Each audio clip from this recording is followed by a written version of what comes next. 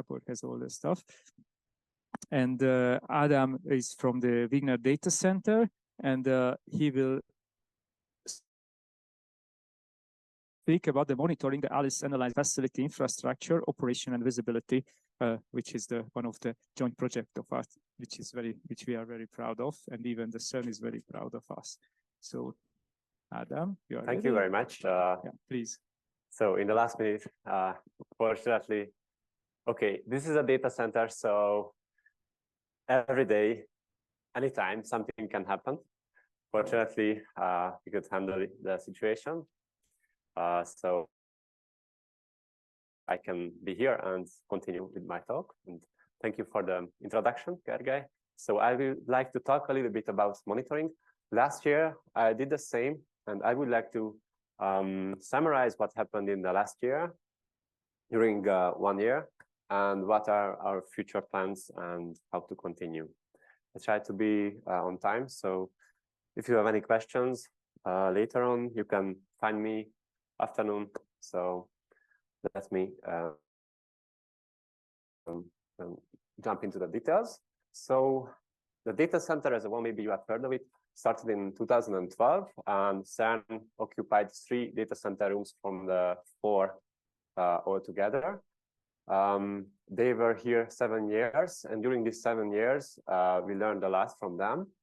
And as the years passed, and they left the big capacity, some governmental and some other ideas came to the data center, and the second data center room, which was the CERN core, became VRC lab. And so there we host the ALICE analysis facility. We host a tier 2 site for CERN ALICE and CMS detectors, GPU lab, and Virgo LIGO pilot project on test clusters. ALICE analysis facility consists of 9 active racks currently, and we have other IT projects, different data center rooms for the Hunran Cloud cleaning project and the data repository project for Hunran, yes. Just very short, the capacity currently for ALICE analysis facility is 3,700 vCPUs and 7.5 terabytes RAM, with a little bit more than 2 petabytes of storage. We decided with Gergely Barnefeldi and his team that we do until the operating system layer and the service layer and above is for the team. And so they did a very great job creating a HD Condor cluster based on CERN hardware and CERN software actually. And so we can say that currently it's active and running. But the hardwares are aging, and it is very important to keep what is happening in the cluster. So disk can fail, memory can fail, CPU can fail, and we need to make sure that if something is happening, we know about this, and we start the fixing process. For this, we selected the Sensu server and Sensu ecosystem, which is open source, and we created 2 types. One is for the worker nodes, and one is for the storage. We have basic checks, advanced checks, and quite complex checks as well. In almost real time on the dashboard, we can see what is happening. For example, I don't go in every detail, but very interesting, for example, is that if the switch is having a PSU problem, it means that fortunately they have to switch PSUs, but if one of them is failing, then maybe it's not redundant, so we need to change for the PSU, and we can see this on the dashboard. So we can prepare, and in the end, we have active and redundant switches again. Other idea is that we are running checks for the disks with the smart tools. And if something is happening with the disk, we can show and tell Gergely Barnefeldi's team that there is a problem. And so we need to check and change the disks sooner or later. For the disk, because we have a lot of disks, we decided not to run the tests and the checks at the same time. So we created a hash algorithm that from Monday in the morning until end of Sunday, we do some random timing. And with this, the disk won't do the same test at the same time, so it will be distributed during the week. This is kind of an image. We have experienced when we started to upload and access the monitoring data for each server. We started to experience some of them already fail. So it was very important to do this monitoring. And some of them were okay from the beginning, but we wanted to show and see that all the servers are available. So this is kind of a big list, and we are planning to add more and more during the coming weeks and months. Okay, the next thing is we had the idea last year that we separate the network traffic of monitoring and the real traffic for the servers. And it seemed that since we changed to LHAS AHC1 network with CERN, that's why the 10 gigabit interface was not properly set up. So we needed to change for the 1 gigabit interface. That made us kind of a big challenge, but I hope we can solve every issue. And we decided that we do not mix the 10 gigabit traffic for the between the server nodes and for the CERN, and we separate completely in separate VLAN in separate interface the monitoring data. The uplink for this cluster is 100 gigabit per sec, but we don't use it actually on the limit. But I think in the future that will be also very important to keep and go for that. Power usage. This is a current issue that because of the old hardwares, we have to make sure that in the future we have. Currently we have planned for new kind of architectures and to replace slowly each old hardware component for a new one. So it is more compact, less power usage as a wall cluster. So that is our plan. Of course, it is there has to be a funding for this, and we are looking for ways and possibilities to go forward in this. Maybe I've heard from CERN that and from Wigner that it's a good idea to experience not just with Intel or AMD, but also based on ARM processors. So it can be an interesting thing to see in the wall cluster if we just don't do the same AMD processors. Okay, this is an example for the aggregated power usage for the cluster. And what you can see in the left side, the epsilon value is around 60,000 watts, so 60 kilowatts. And as we are processing in the time, it's always interesting to see there's a maximum, but sometimes they don't fill up all the job slots, so it will be less. And again, after it jumps. So it's constantly changing, and we have to make sure that the system is up and they can take the jobs. Okay, scaling up. For the monitoring, it was developed not just with automation tools for the servers to create the operating systems, but also with Ansible to configure this kind of network setup. And also we have to make sure that the Sensu clients are running on each node.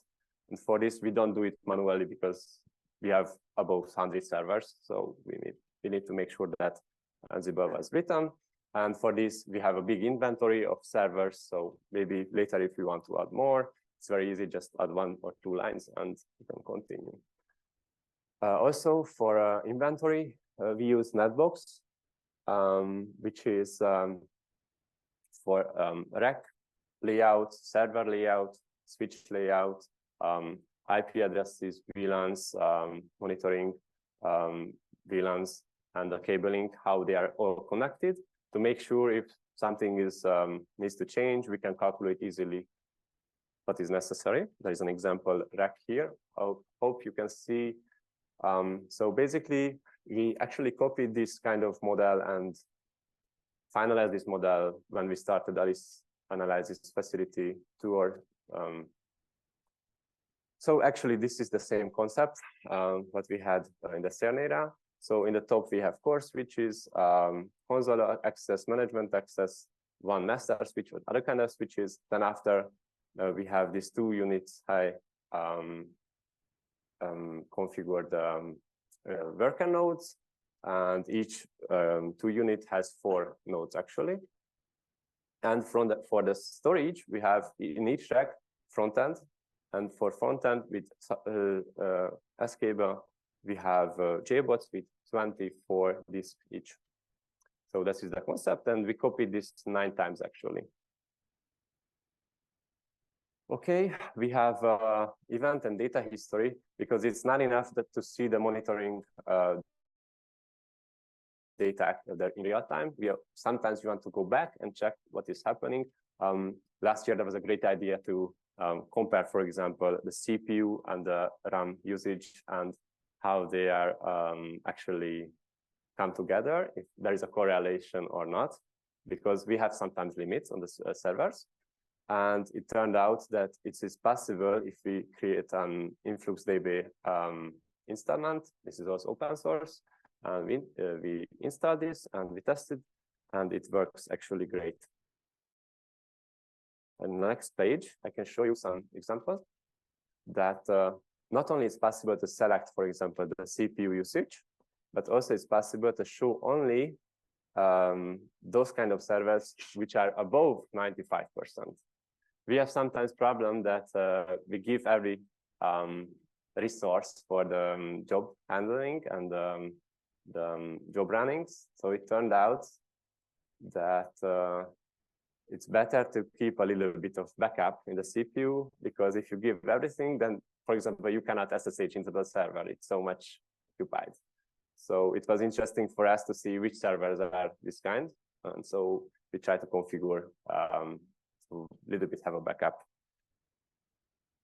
Okay, for the future, there was this idea to backup the monitoring data as well, not just backup as a general, but also this data starts to be important. I hope in the next year, if we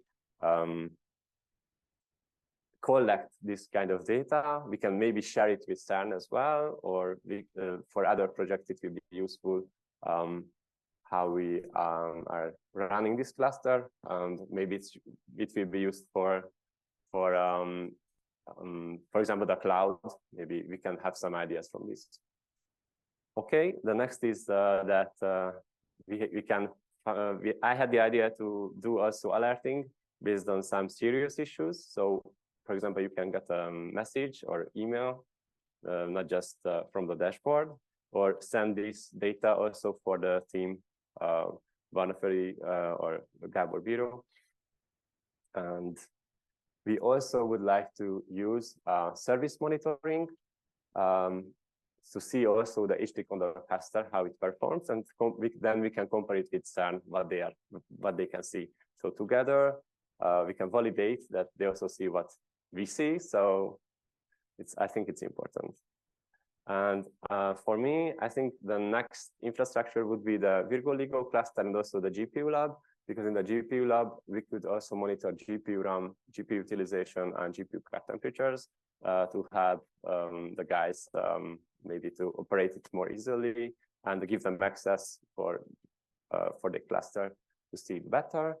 And maybe there will be some kind of new complex cases they can arise, and I hope we can solve this with smart monitoring. Thank you very much. And for my team, Tadeusz Lecsányi, Gergő Miklós, Norbert Korodi, Artur Duma, and Gábor Harszti for their work. Actually, I just presented what they did during this last year. And also, I really thank you for inviting me and letting me do this presentation for you. Thank you. Ádám. Questions from the audience. Zeyu.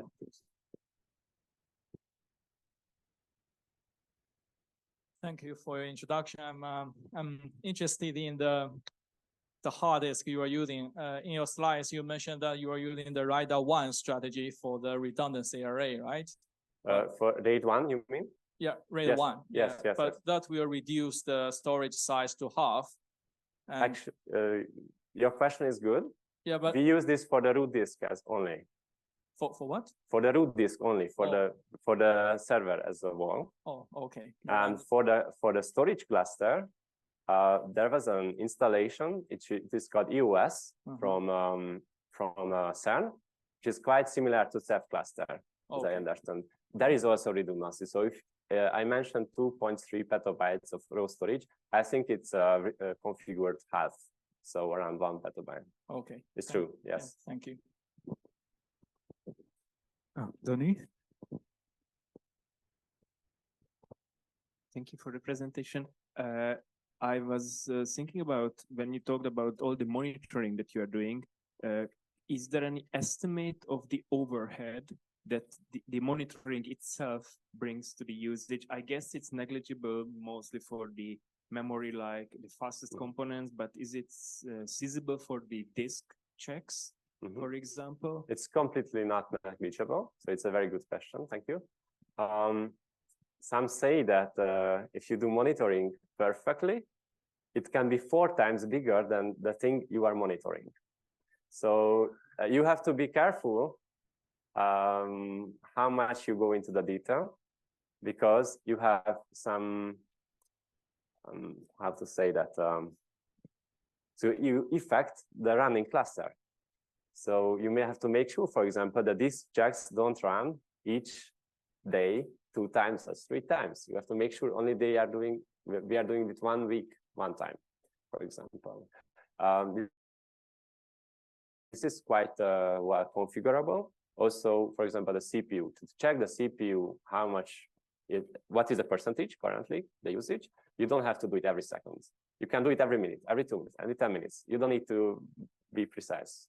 But maybe in the future, this will be also a critical infrastructure, and we have to check more often. So but currently, I think it's under 1%. So it's a trade-off. Yes, always, yes. Thank you. Further questions?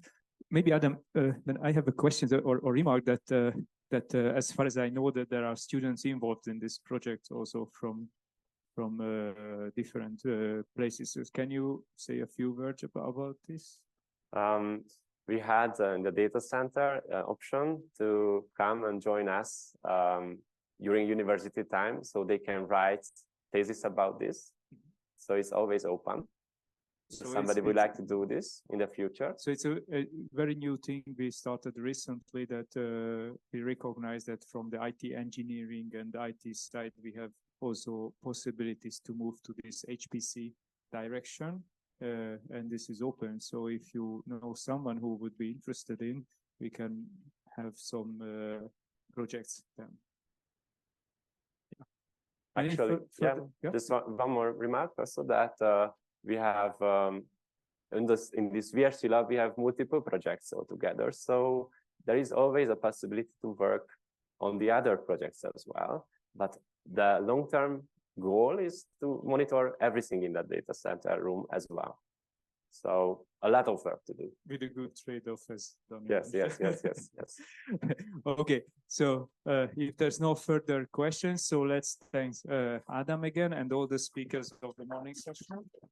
Thank you. And now we have a coffee break until 11. So please enjoy. And the speakers of the next session, I think, already uploaded, but if not, that please come to the counter.